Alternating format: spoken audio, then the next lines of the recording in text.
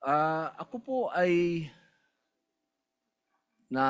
nakinig at napanood ko po ang mga talumpati ng ating mahal na kasama, Senator Risa Hontiveros, Senator Marcoleta, Senator Erwin Tulfo, patungkol po sa kaganapan na nangyayari ngayon sa pagitan ng Chinese Embassy at sa atin pong mga senador.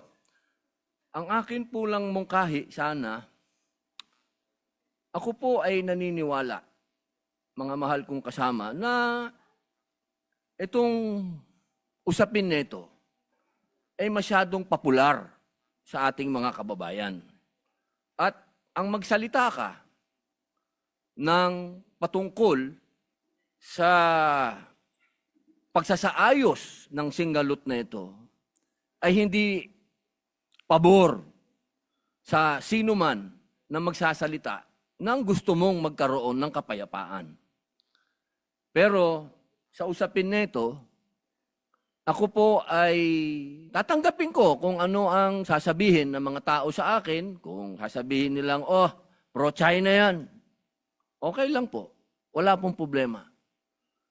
Ang akin pong gustong sabihin sa ating mga kababayan, alam niyo, ang isang bagay, pag hindi natin inayos, pag hindi tayo nagtulong-tulong na maayos, lalong-lalo na sa kapitbahay natin, kapitbansa natin, hindi po ito makatutulong sa atin.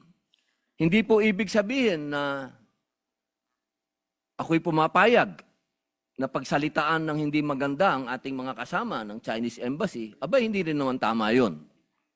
Pero, hindi rin naman po tama na ang isang opisyal natin sa gobyerno na isang unipermado pa ay gagawa ng katatawanan o karikature ng presidente ng China.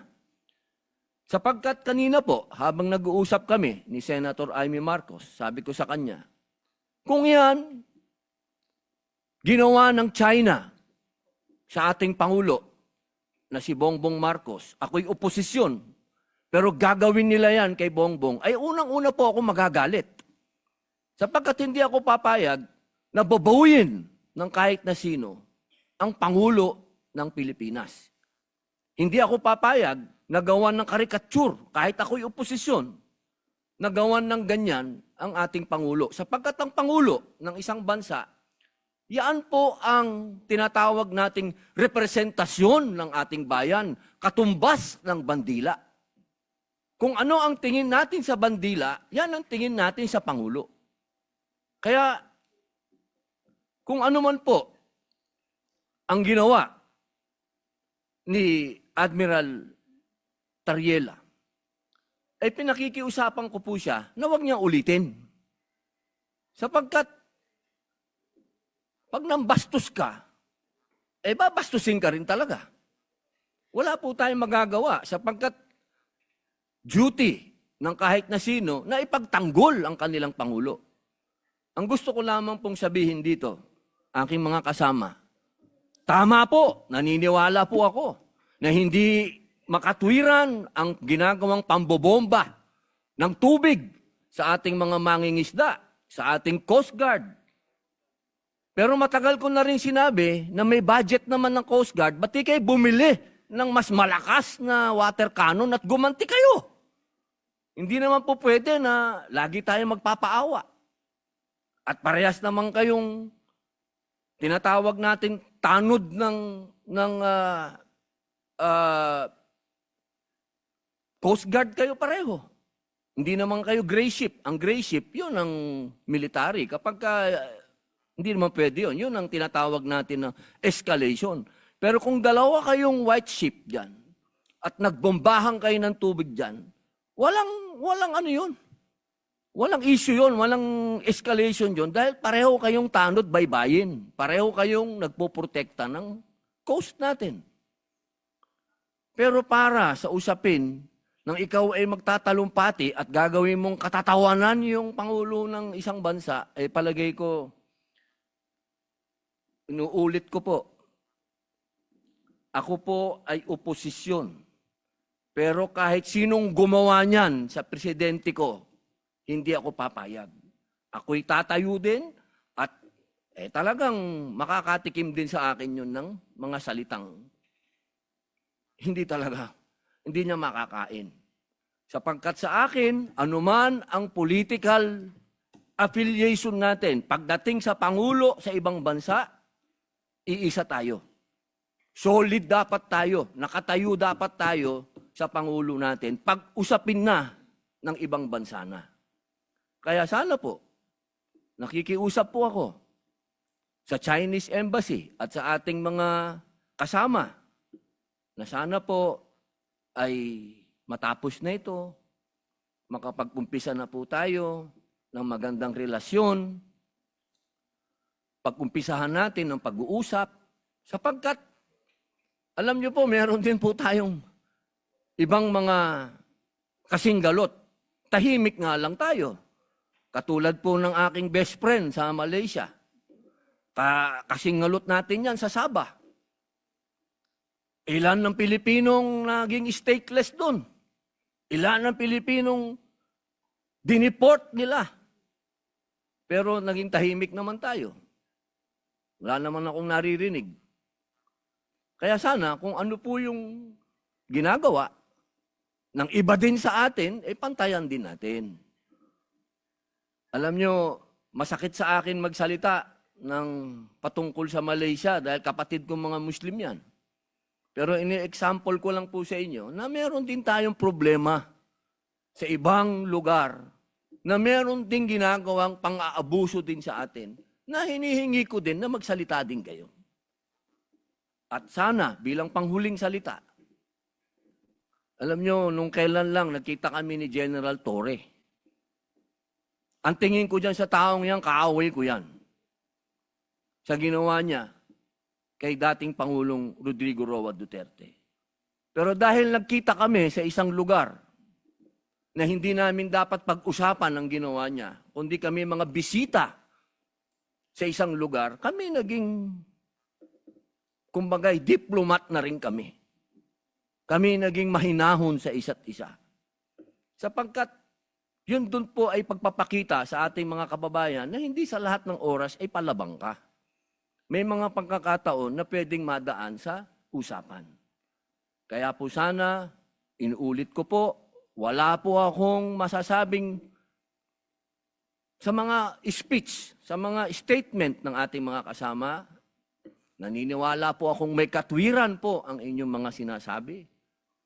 Kaya niya lamang po, sana, pagsabihan din po natin yung mga unipermadong personnel ng ating bansa na magdahan-dahan din lang.